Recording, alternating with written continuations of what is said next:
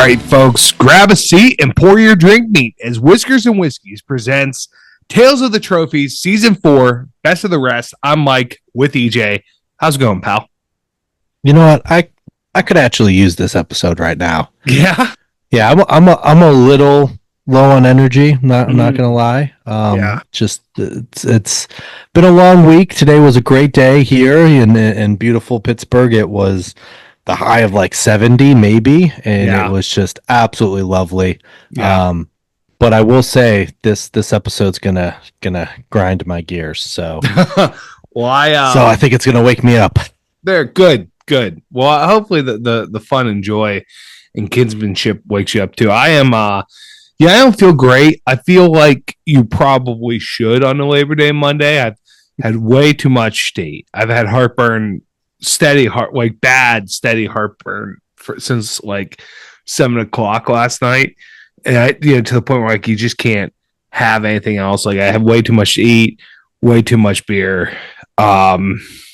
Not enough. I'm tired because including you and your lovely family, I hosted 2 other families throughout the weekend, and cooked for everyone, which I love doing. Like it's my absolute favorite to have people over and cook and stuff like that. But doing it for 3 days in a row with 2, thankfully people do help with the children as well. My in-laws help with the kids and stuff. But it's like, whew, I caught a nap today, so thank God. I would probably have had to we might not have had an episode this week because right when I put my kids down for a nap, like they both went down like the same time this afternoon, and then Kara was like, "I'm gonna take a nap," and her parents went shopping. I'm like, well, "I'm taking a nap too," so caught a nice hour and a half snooze there. So that was solid. And then also my I need Boston College to pull off a cover here because it's looking pretty solid. Yeah, I felt pretty good about it. I was thinking about betting the money line, but I kind of didn't want to do that to Florida State. I thought that'd be mean. But I probably should. Though since I've turned the game on, Florida State has scored. So maybe it's me this weekend. So yeah. Well, that why don't we talk about that? So we've officially had week 1 in the books, and I was thinking about it today because I mean, especially this time of year, and mind you guys, this is a sickness. This is not me bragging because we get paid $0 to do this, and yet I've already looked at week 2 spreads for college to already see which games I'm interested in for our Pick'em Challenge. I'm also double dipping with the NFL, and I'm in a Survivor League this year, so now I gotta decide which team I'm gonna pick. Which the week 1 great for football, terrible for picking in the Survivor League. So I'm going. So I was thinking today after week 1 of college. I know I have at least 1, maybe 2. What is your just gross, and it's gross, overreaction to a team after week 1? So I'm thinking like we have our predictions about conference winners and runner-ups, and then our playoff, which just got me thinking. I mean, I know we saw a couple of games week 1, some of the SEC schools playing FCS, and you're like, whoa, we thought they were going to be bad, but they're not. So do you have just it's silly after week 1? But I have one if you need some time of just a complete overreaction. No, I mean, the one that just popped in my head, which we sat on the couch and talked about, I think Vandy's going to be a real problem for teams this year. I mean, it doesn't help I was so high on Virginia Tech. When I was first watching it, I was like, okay, maybe Virginia Tech was a little overrated. But Vandy did look like I think that they did look very good. Like their defense was buzzing around. Like they played very well. That quarterback was Pavia or Pavia? Yeah, I think it's Pavia. Pavia. My God, he's a problem. And he was the quarterback at New Mexico. So the Lobos. Did you hear what they called him before the game? I had no idea. Trace McSorley. Yeah, no wonder that dude played like that. They gave him all the bulletin board material he needed. I mean, he was unstoppable. He looked like Johnny Manziel out there. So, I mean, I think that, yeah, my crazy, outrageous take from week. I have other teams that I'm high on. There's other teams that I'm low on. Like, I think Ohio State might lose 3 games this year now. Whereas, yeah, but anyways, I could, that's mine. What's your take? That's funny that you should bring up Ohio State. Do you really think that about the Buckeyes? I think Penn State's going to beat the Buckeyes in Happy Valley this year. Really? That's my gross overreaction. After watching that stupid offense break my heart. Yeah. It just, again, did it look perfect? No. Is West Virginia's defense any good? No. But it looked way better. Drew Aller was slinging the rock a little bit. Yeah. And he was just making the right decisions annoyingly on 3rd and long when to run. Yeah. He just, for it being a really tough environment, although the rain kind of killed the second half of that game. Even in the first half, even when West Virginia made mistakes, when it could have been a different game had they not made those mistakes. It's just that offense looked pretty poised, and after watching a ton of offenses not look poised, it was like, okay, like it's only going to get better from here, and it's already in a pretty darn good spot. A lot better than I thought it would be. Drew Aller made some really good decisions, and he had like a lot of confidence. And if you have a lot of confidence in Morgantown, so we were watching the game together. For the listeners that aren't aware, we watched the game together, and right after West Virginia's first drive, I hammered them. Like crazy. I bet them pregame. No, I hadn't bet them pregame. I hammered them, and then Drew Aller comes out and just surgical going down the field. I'm like, whoa, where did this guy come from? So, and I think, I mean that halftime storm break of 2 hours was tough, but I don't think, if it hurt anyone, it was going to hurt Penn State, because like you're so hot in the first half, and they just came out and smacked them around again. So. That was probably my other one was that Oregon's not going to win a game this year, but I would love to know, and I've consumed media and stuff. I don't know what happened. I mean, the biggest thing I could see is that Dylan Gabriel just didn't take many shots downfield, I guess. So our listener and my coworker Dave, what's he got to say? Idaho's defensive line completely ate up Oregon's offensive line. Real, the Vandals are no joke. That's supposed to be like a top 5 offensive line this year. Yeah, and he said it was terrible. Like they just couldn't run the ball, couldn't pass. They had no time for pass protection. They were a genuine mess on the offensive line, and that just kind of derailed everything. And it was much closer than that line shows you. I don't know if you I didn't get a chance to watch the game. I was watching other I was watching A&M and Notre Dame. So I mean it was like 3-4 minutes left, Oregon only up by 3, and they got like a 4th down conversion and then a touchdown to go up 10. Otherwise they really were this close to having a chance at actually losing that game. Not just grossly not covering.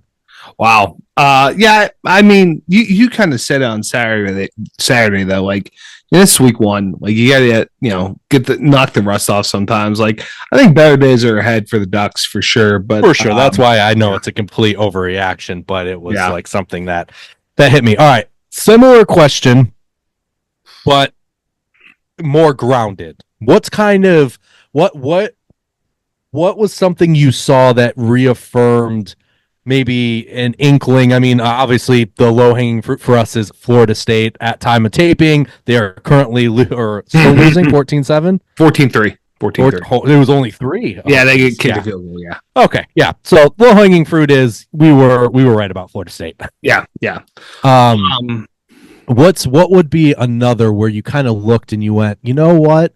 Either I was right because this team's looking good, or I was right because this team stinks. Like, what's something that like made you feel good about maybe a prediction or a feel you had for a team? I'll let you go first on that one because I want to think about it. Okay, so after watching this game, I felt pretty good about Nebraska, and I know it's week one at home against UTEP, nothing to write home about, but I'll double it. I kind of like that, and I liked our read on Colorado, and that kind of sets up this week two matchup between the two schools. But I did get actually a chance to flip on Nebraska UTEP. We got to watch a little bit at your house, and it just seemed like again Raiola was playing within himself. It wasn't always perfect, but I was happy to see that because he's only going to get more confidence. He's only going to get better as he gets more playing time.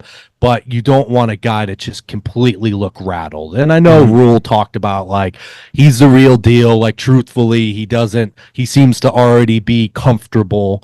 Clearly, the talent's in a lot of those 5-star kids. It's some of the times it's can they handle it?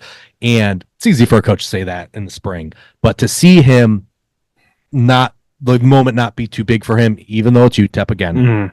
I that made me think like I got a shot here, right? Like this going 6-0 to the bye week, in Ohio State. Like on paper, it looks very doable. Yeah, right. I'm feeling pretty good after watching how they play. Yeah. I would say that I'll glance over one quick, and then I'll give like my real answer. My runner-up answer would be, I think Alabama's going to be fine. Like I think that they have a lot of talent that showed up and played really well. It's Western Kentucky. I get it, but like that's won their past 3 bowl games, 8-4 last year. Western Kentucky, and they just got obliterated off the face of the earth, which is what you should do when you're in that situation, right? And they did it, so that was good. My real one is that Clemson is dead. That program is absolutely dead because a lot of people were jumping on Clemson when Uga had a bunch of people that weren't playing. But Clemson is dead, and Uga is also still going to have some talent. Like you and I sitting in the room, I'm like, this Frazier kid's going to be a problem for years to come. I leave the room, I come back, you're like, wait, he's a freshman? I'm like, yeah, that's why I said he's a problem for years to come. So I think Dabo, the piece about Georgia as well, like it's a double-edged sword that Georgia still is just a murder ball on the football field. But Clemson's that program. I mean, when does Dabo's seat get hot? I don't know. I think that's a really tough question to ask.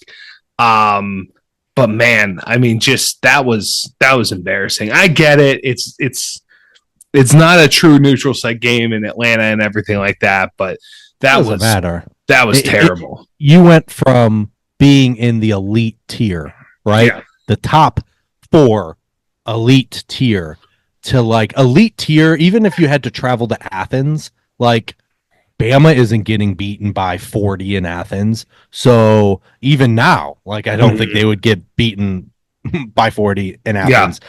So it's more so that should they have lost? Sure, they don't have as much talent as Georgia. That's clear, and that wasn't the case 5 years ago. But to get blown out like that is just unacceptable. And the hot seat. I mean, the problem with Clemson is like they were not relevant until he got there, and he made them relevant. So, and it's like grass isn't always greener, but he's got to figure it out here. Like I don't know. I mean, I get that he's so finicky about the transfer portal, and I don't know. Dude needs to swallow his pride and just like get with it. It would be fine. Like it's Clemson. Oh, he's not. Like, swallow his pride though. I mean, come on. Right. Like of all the people to do it, and he's still recruiting. Like, and right. I think people still want to go play for him. Like that program still has a lot to offer, but like, brother, you gotta try using that transfer portal to fill some gaps every once in a while.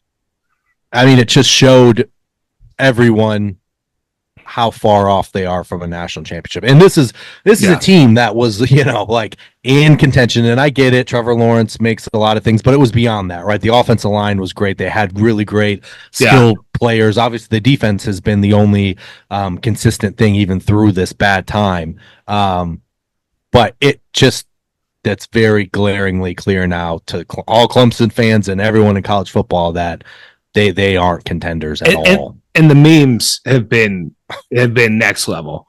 Like, are we 0-1? Yeah, man, we're 0-1 to the guy that died to save our sins. Like that's oh yeah, you're done. Yeah, some say we only got 3 this weekend. Hell yeah, brother! The Father, the Son, the Holy Spirit. Like the big 3. Yeah. So yeah, we were talking about, was it like Tom from Spartansburg or whatever? Like, for the listeners, I can't remember what the guy's name is, but Dabo goes on a local radio station every week to talk during the season. And one of the unique things about that's not unique within itself, but they let callers call in, fans, and ask questions. And last year, 2 years ago, this dude from Spartanburg, South Carolina, got in and asked a very legitimate question, but it was a critical one. And Dabo didn't answer and made sure that guy could never call in again. Yeah. So all I know is, whatever, Tom in Spartansburg, whatever your name is, I know you had plenty of questions to ask, and let me be probably the millionth person to tell you, we all want to hear it. Yeah. Everyone but Dabo. Yeah. Yeah, man. So those are the big things. I do have a very hot take for the weekend. I text you this at like almost midnight last night, I think. I told you to remind me, but I'm reminding myself. Oh, shoot. Yeah, you're right. You did, and I was never going to remember that. I'll read my text verbatim. Well, yeah. Right before that, I had said, I love you, and I do love you, but we do need to take a break from the friendship total root for points, because the past the past 2 night games, we did the friendship total root for, it wasn't even close. Like, it was bad to watch. But that being said, my hot take, A&M and LSU losing is the best thing for the future of the 12-team playoff, and may have been orchestrated by Greg Sankey and the SEC deep state to get him installed as the very first commissioner of college football. Details to follow. That was my text. And let me explain my theory here. So I do believe, because a lot of the talk coming out of the weekend is that in the marquee games that we had, the SEC is 1-3. A&M lost, LSU lost. What's the third one? Who else lost? A&M, LSU. Those were the 2 that you. Florida. Miami got obliterated by Florida. Miami obliterated Florida. And then the one win was, Georgia won in neutral site in Atlanta against Clemson, who's dead. So, like, that really doesn't count. Fine. Great. Andy. I think this is great. At surface level, like, just being completely, like, not normal, like, not tinfoil hat, like, just we'll put the hat on forward for this take. This is great for the 12 team, for the future of college football, and for the 12-team playoff, like, is doing its job. Because I think that going forward, you're going to have teams not in the SEC. They're going to be like, yeah, like, let's take some risks in week 1. Like, people are going to remember, Notre Dame going to College Station getting the win. People are going to remember that game in Vegas. People are going to remember Miami kicking the hell out of Florida in Gainesville. And be like, yeah, like, let's schedule these non-conference games, like, have very exciting games at the beginning. Because, like, if we win, look at how awesome. Like, Notre Dame and Miami are now at hype levels that they've not had since the early 2000s because of these wins, right? And they've earned a mulligan too, right? Yeah. Yeah. Exactly. And it's a mulligan, right?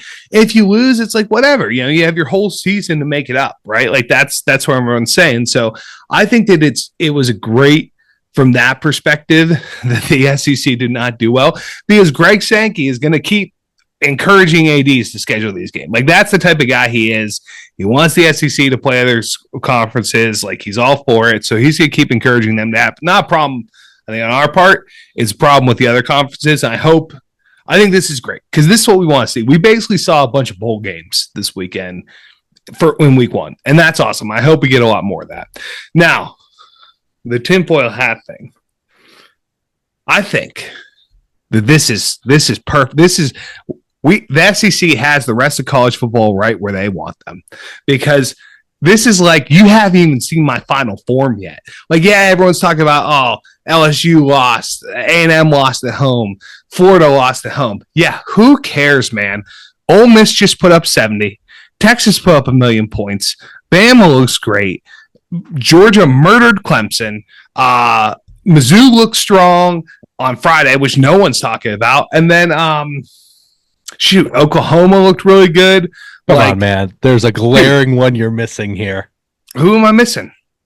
Nico. Yeah, at Tennessee. Yes. And I will admit, Nico and Tennessee looked awesome. So the top, and when you look at like the top 10 schools in the country, if you're like doing a top 10 ranking right now, Ole Miss, Bama, Georgia, Tennessee, Texas, like those are 5 schools that should be in the top 10, and you can make a case for Oklahoma and Mizzou being top 15.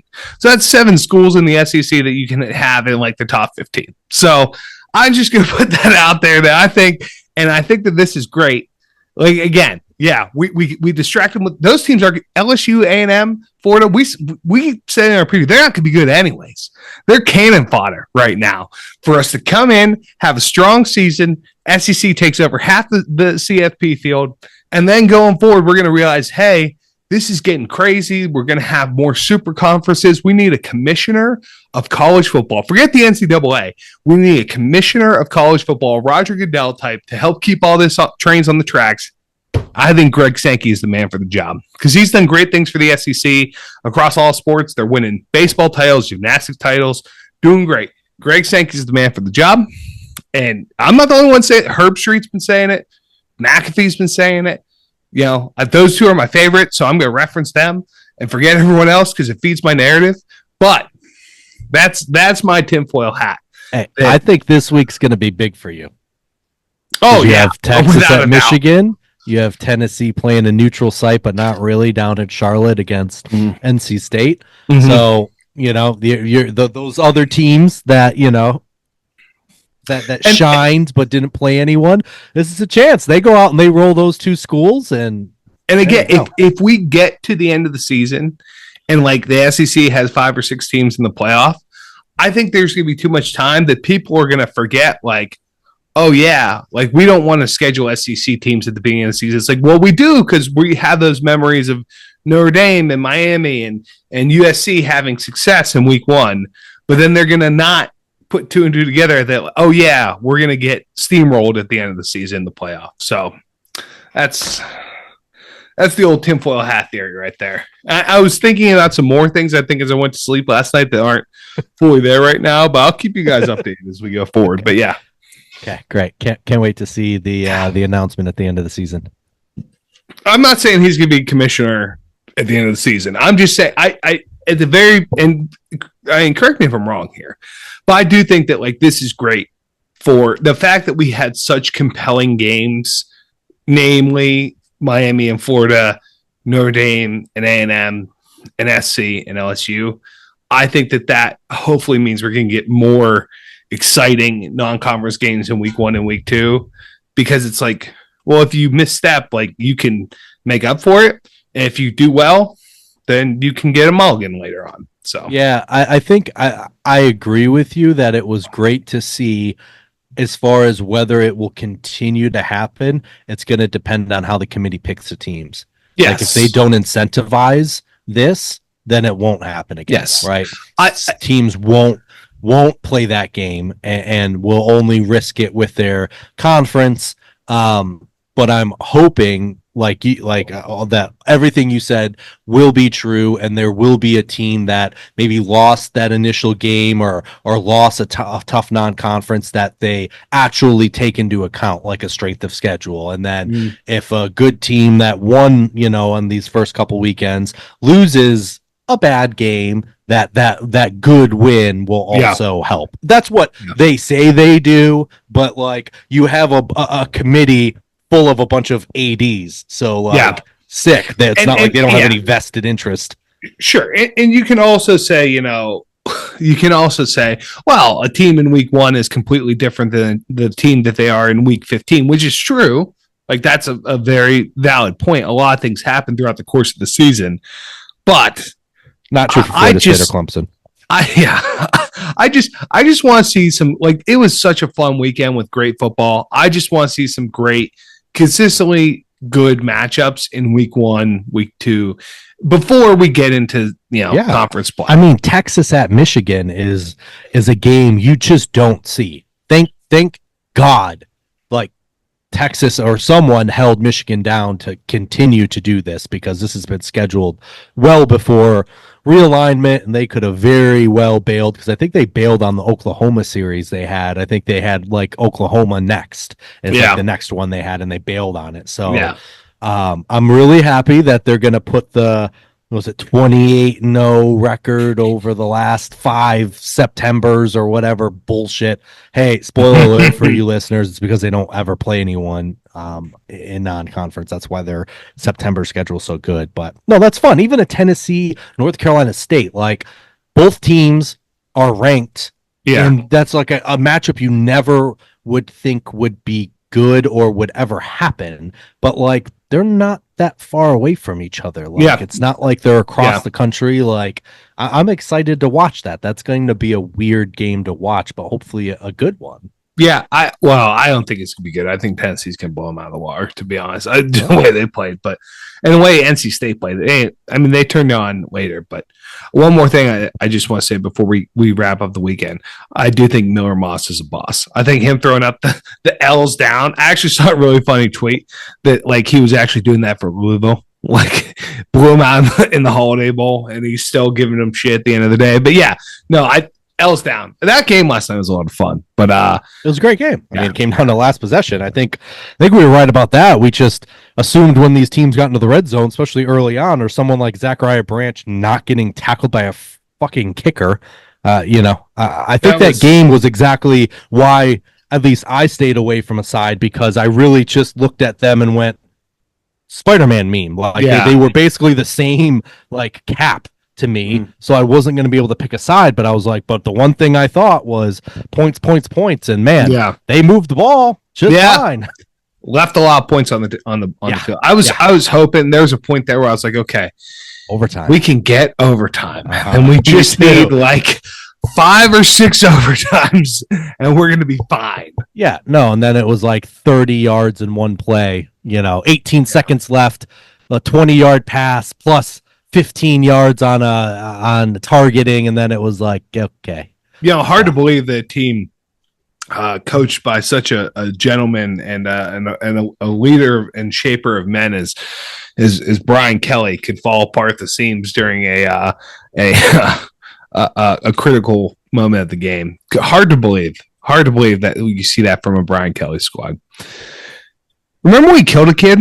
Yeah. Anyways, all right, guys, thanks for sticking with us. Let's get to the trophy here. We're talking about the River City Rivalry, and I know I had talked a little bit about the paddle wheel trophy. But what I didn't realize when I mentioned that was that this rivalry had a different name. And it makes sense, because this game is played between Cincinnati Bearcats and the Pitt Panthers.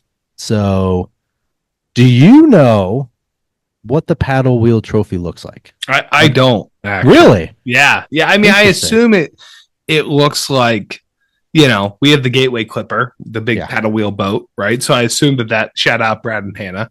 So I assume that's it's a paddle boat is what I'm assuming.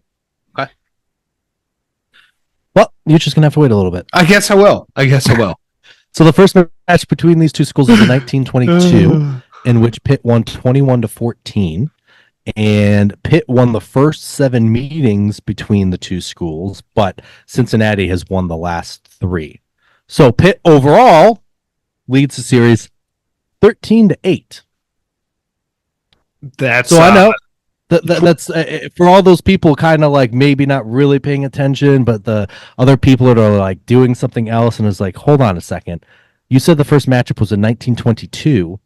But yet there's only been a total of 23 games. 21, 13 plus 8 is 21. You fudge the math on that one. Oh, well, you know what? I will say this. I probably did not fudge the math. I bet you they didn't account for... One of the sources didn't account for some of the some of the wins and losses, but that's fair. That's fair. Okay. Well, 21, 23. Tomato, not yeah. Since in the past 100 years, they've played less than a quarter of the time, 20 to 25% of the time they have played. So that's not much of a. I do have a thought about. This is the River City Rivalry. Obviously, Pittsburgh is known for its rivers and its bridges, right? Three rivers and everything like that. Cincinnati, I mean, you've been. Yes. Lots of rivers there, too, right? Like, I mean, it's on the Ohio. You can literally take a boat from Pittsburgh, and I wonder how long it would actually take you on a boat. That's a good question. Because it's a really pretty direct way. Depends on the type of boat too. Yeah. But I wonder, are there paddle boats that go from Cincinnati to Pittsburgh? Honestly, there might be. That would be fun, wouldn't it? But nice. Yes. So it does not have three rivers, but it is on a major river. Okay. Which is the Ohio River. Right. Okay. Gotcha. So everyone, I get it. You're probably asking yourself, EJ, whether this game has 21 games or 23 games. Green jacket, gold jacket. Why are you wasting our time with a rivalry and a trophy that has so few games played? Mike, why don't you scroll down, take a look at this bad boy, and tell them why I included it? Whoa!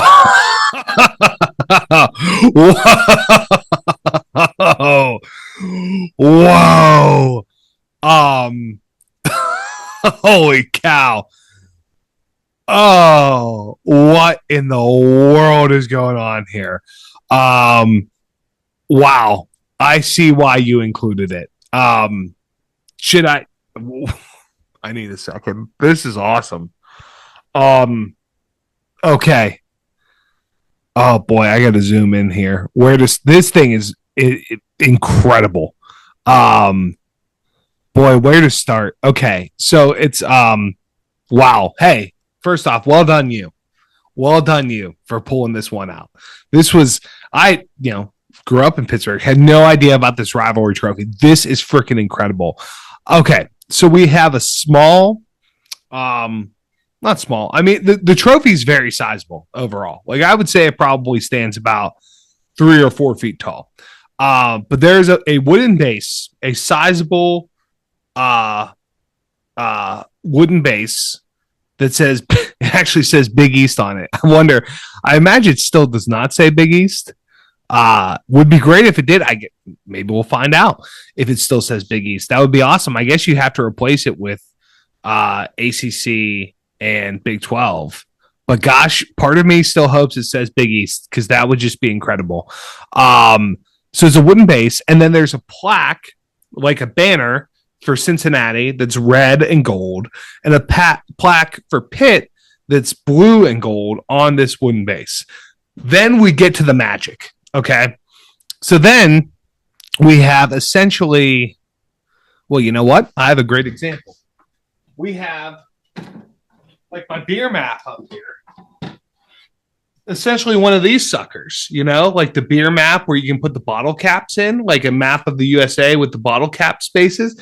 We have that, but it's just the section of the map from Pittsburgh to Cincinnati. That's all it is. And that part is metal. It's a nice, like wrought iron metal. And there's it's again the top of this piece of metal that is stuck into the wooden base.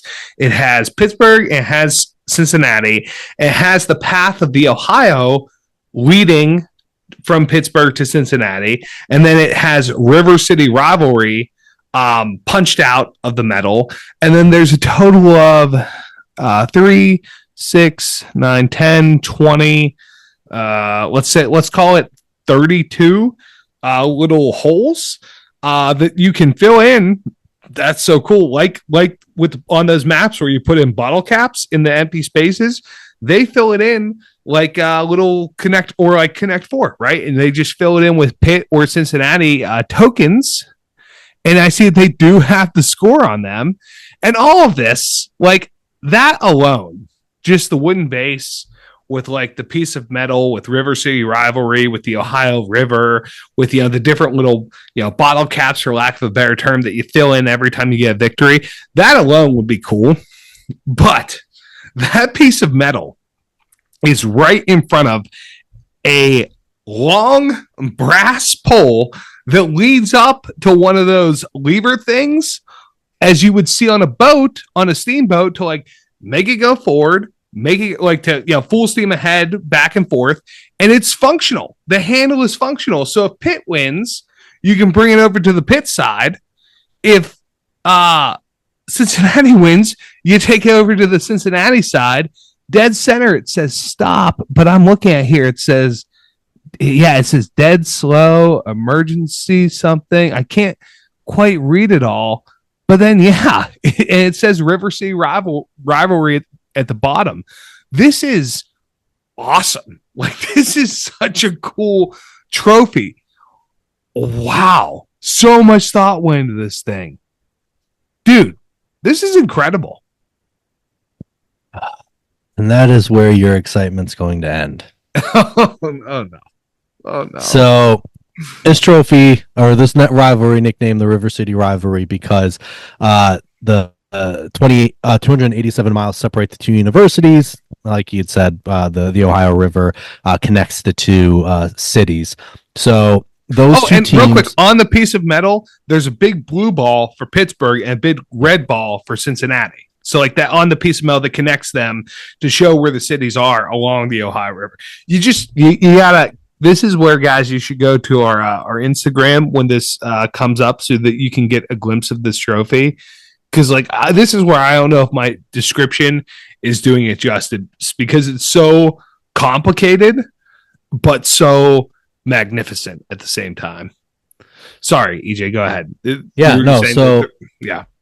So those two schools had only faced off a handful of times dating back to 1922, but the rivalry wasn't made official until Cincinnati joined the old Big East Conference in 2005. And that was when, as you had mentioned, in the center of the paddle wheel dial, I guess, if that's what you want to, the speedometer, I don't know if that's what technically it's called. Controls. Yes. It says that it was founded in 2005. So that was when the trophy was introduced to kind of further solidify, this rivalry. And it was designed and named to honor the historic link between Cincinnati and Pittsburgh when the paddle wheel boats would travel along the Ohio River. So they definitely used to, probably not anymore because of how long it would probably take. Like maybe... No, I don't even know if paddle wheel boats are even used for transporting like goods or anything anymore, if there's other boats, but yeah. Probably not for transporting goods and services, but for transporting people for fun. Yeah. Yeah. But trying to figure out what the name of this thing is. All right. So these two schools, they played annually from 2005 to 2012. So it was when both the schools were in the Big East Conference. This rivalry was going great. It had, I would say, arguably the best trophy I've seen. And you guys know how much I love my big old Floyd, but this one probably rivals it. But the two schools would end playing annually in 2013 when Pitt moved to the ACC. So it was just nothing, right? They hadn't played each other till since 2013, and the two schools did announce agreed to a home and home. So it was great, right? So the rivalry hasn't happened, the trophy hasn't been seen for a decade. And they announced it. The first was last year, was the first game. This year's the second of this home and home. However, this was the announcement that they made when they announced that the two schools agreed upon this rivalry with this home and home. With the discontinuation of the annual series following the 2012 season, a mutual decision was made prior to this year's matchup, which was last year, to no longer present the paddle wheel trophy to the winning team. Why? I'm putting my hands up in the air, as in I don't fucking know. This is arguably one of the best trophies in college football. These two cities have an immense rivalry in every other sport. That's true. I mean, the Bengals and Steelers, like that's Reds and Pirates, yeah, right. Like these two schools. This is similar when we were talking about like West Virginia and Virginia Tech. Like Cincinnati and Pittsburgh should be playing each other. These universities, yeah. And now that Cincinnati's in the Big 12, that makes it even a bigger deal because they are a Power 4 conference, so there's really zero excuse. And now for them to say they finally bring it back in Cincinnati's first year, right? Last year was their first year in the Big 12. Yep.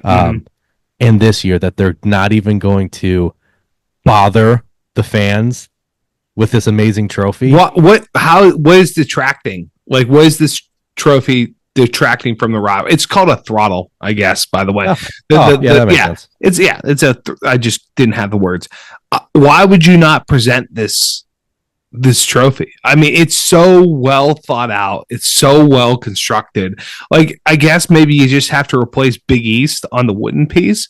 But like, this is awesome. I am so confused. Guys, we've never done this before, even though we've been disappointed.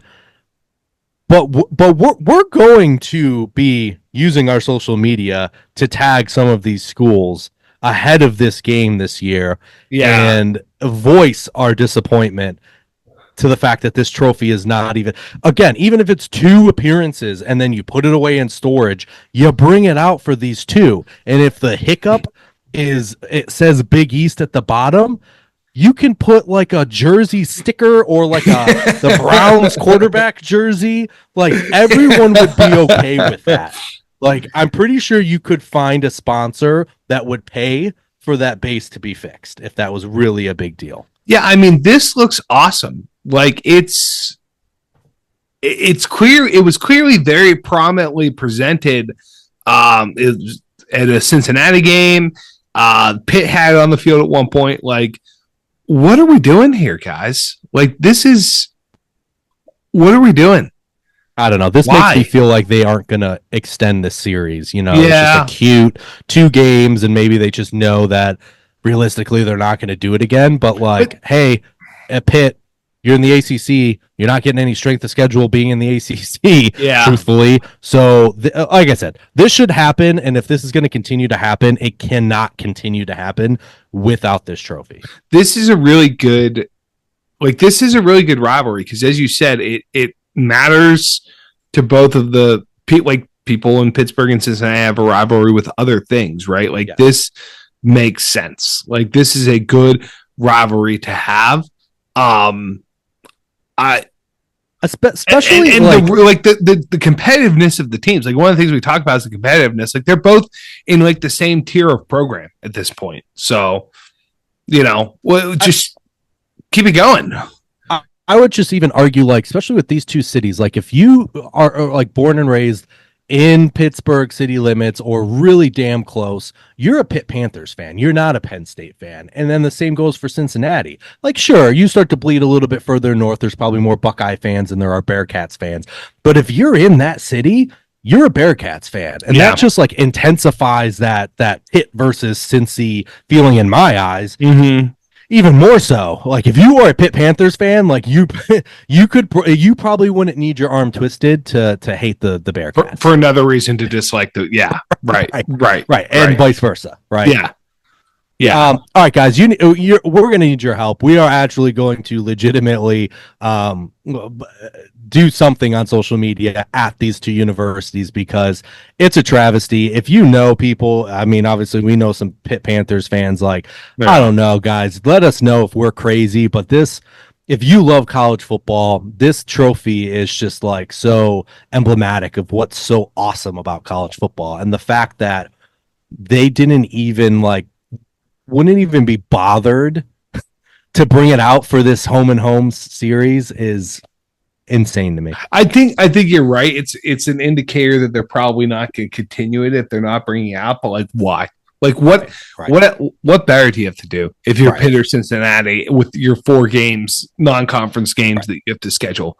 What else do you have going on that you can't fit this one into? Yeah, right. Yeah, keep playing Duquesne and now Mercyhurst, Pitt. Like, okay, that's very disappointing. That's all I have for you. I don't have any history on this trophy. Wow. Because no one cares about this trophy beside us, apparently. And the schools don't even care about this trophy. But I want to change that. This would be one, and this is actually one that we might actually have a chance at getting to the bottom of because we're here in Pittsburgh. Yeah. And I'm kind of thinking like right off the top of my head right now, but I think we need to get to the bottom of this. And I think we need to not only learn more about this goddamn trophy, but then like why they wouldn't bring it out. Yeah. I mean, I know people...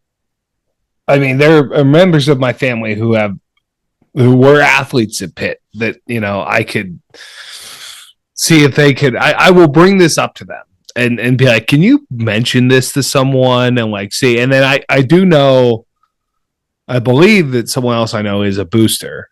I'll have to ask him if he's an official booster or not, but like, this is crazy. This is like, why would you, the thing about Pitt is like that people don't really like Pitt games are never really sold out, right? Like it was great, but when they're good, like people show up. Like when Game Pitt was there, that stadium was rocking. People showed up. Like that game that they had against Wake, where he did the fake slide to win the ACC and all that stuff. People showed up for that big time, right? Whereas in Cincinnati, like they have one of the best stadiums, they have one of the most underrated stadiums in the country, I would say. I wouldn't say they have one of the best, but they have one of the most underrated good stadiums in the country. And people show up for that program. So like, why not have a regular rivalry game that you can play with someone just right across the state? And like, it just makes sense. Like this is a good rivalry that you should play regularly. You know, another game that we talked about coming up this week, Tennessee, NC State. That would be a pretty good rivalry. Why don't you guys play that every year? Most of the times you're in the same tier program. This is where it all comes back to. We need a commissioner of college football to be like, guys, this is what you need to do. We need some more regional rivalries happening. You're playing these games and just make it happen. Sometimes you just got to tell the people what's good for them. And this would be good for both of these programs. Yes, it would. And now I was even going to get my hopes up, but now I'm not going to. It looks like Cincinnati probably has the trophy. I was going to say, if you know all these connections, maybe we could see it. But it looks like the back in 2012, Cincinnati won that game. So yeah, it's being held somewhere. Yeah, I'm sure they wouldn't give it up. And maybe it's in a church somewhere. Maybe they lost it. People would have respected it more if they would have just been like, look, guys, we got no idea where this thing is. Which is a shame because, I mean, it looks really nice. Damn, that sucks. Yep. So this game will be... why don't we get to our rankings? Yeah. Rankings. Boy, what a bummer. Looks 5. No notes. It's perfect. Yep, 5. History 1. Rivalry itself. Yeah, I mean, I know obviously a lot about Pittsburgh and Cincinnati and the rivalry there. Obviously, it's across conferences, so it's not the top rivalry for Pitt for sure. Obviously, people care way more about like West Virginia and Penn State and stuff like that. But still, like this is the type of thing where it's like if it could get going, I think it would be good. So I'm going to say probably like a 2.5. What do you think? Yeah, I'm going with the 2. I just think I think it was a good one when they had that stretch in the Big East and they played every year, but because that was the majority, over 50% of the appearances was that stretch, kind of hard to do higher than that. And competitiveness. I mean, these teams are both on the same tier right now. I would say like a 4. Yeah. And I think the overall series, even if my math was wrong, it was still going to be within about 4 or 5 games. Yeah. So very bottom of the mid tier for me, just because the trophy's so fantastic. But that sucks. Yep, that really sucks.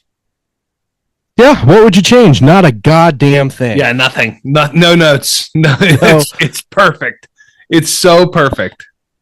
Yep. So this game's going to be played this weekend at historic Nippert Stadium in Cincinnati. You even have Bearcat and Panther like that, and that would have been easy. They could have just had 2 cats fighting. That would have been easy. But they took the time and the effort to say the Ohio River connects us. Let's make this awesome thing. Let's go get an old boat throttle and let's make this sick. And they did that. And now they're getting shit on. Yeah. Unbelievable. I mean, this might be the first time ever that I'm telling you guys, like, I was excited. I was like, hell yeah, this game's on. It's, in my backyard. Let's roll. Boston College just scored to go up 20-6, by the way. Sorry, go ahead. Yeah, guys, I wouldn't watch this game because there's no other reason to watch this goddamn game unless you're going to see a trophy, and you're not going to see a trophy. So, well, Josh did text me earlier today and said he's super pumped. He's optimistic for the game given the way that Pitt kind of turned it on at the end of the year. So, or not at the end of the year, turned on at the end of their last games. He's like cautiously optimistic, and he's looking forward to playing Cincinnati. He also said that he's not going to be shocked if they go down 24-0 at the half, but he's until that time he will hold out the hope. So I will mention this to him too, because this is wow. Yeah, what a bummer. Travesty, guys. Mm-hmm. All right. Well, that's going to do it for us this week. Follow us on Instagram at whiskers.whiskies. Obviously, follow us this time because we are going to be blasting out those 2 universities to try and get this trophy to become a regular thing. And honestly, this rivalry to become a regular thing because it should. Yeah. Makes too much sense. Yeah, please subscribe to our YouTube channel. And also, it's not too late to join us for our Pick'em Challenge. You will only be behind in 1 week. We have actually a really big boost in participation already thus far. But do not fear. You can catch up with our risk it for the biscuit bet. And honestly, like all of us are going to have terrible weeks eventually. Like it's just it ebbs and flows. So you are not too late to join. And if we didn't tell you before, but we kind of did a million times, it's free. You have nothing to lose. Jump on board. Yep. So join us next week when we talk about a trophy that I have been dying to talk about for years and years and years and years. The Platypus Trophy. Oh, we're there. Exciting. I know. Usually it's the end of the year, but it's not this year. Yeah. For Mike, I'm EJ. Always remember, too much of anything is bad, but too much good whiskey is barely enough. Cheers, boys.